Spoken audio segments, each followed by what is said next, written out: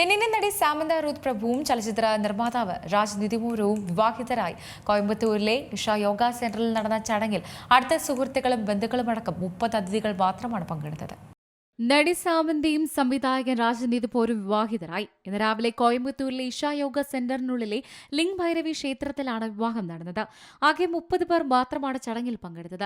ഇരുവരും പ്രണയത്തിലാണെന്ന അഭ്യൂഹങ്ങൾക്കിടെയാണ് വിവാഹം നടന്നത്. വളരെ ലളിതമായി നടന്ന ചടങ്ങിലായിരുന്നു വിവാഹം. സാമന്ത തന്റെ ഇൻസ്റ്റഗ്രാം പേജിൽ വിവാഹ ചിത്രങ്ങൾ പങ്കുവച്ചിട്ടുണ്ട്. വിവാഹത്തിന് ചുവന്ന സാരിയാണ് നടി ധരിച്ചത്. ഞായറാഴ്ച വൈകുന്നേരം മുതൽക്ക് തന്നെ സാമന്തയും രാജും വിവാഹം കഴിക്കാൻ പോകുന്നുവെന്ന വാർത്തകൾ പ്രചരിച്ചിരുന്നു. ഇതിനിടെ രാജന്റെ മുൻ ഭാര്യ ഷാമിലിയുടെ പങ്കുവച്ച ഇൻസ്റ്റഗ്രാം സ്റ്റോറിയും ചർച്ചയായി.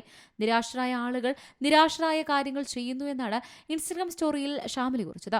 മുൻ ഭാര്യ ഷാമിലിയുടെയിൽ നിന്ന് 2022 രാജ് വിവാഹമോചനം നേടിയത്.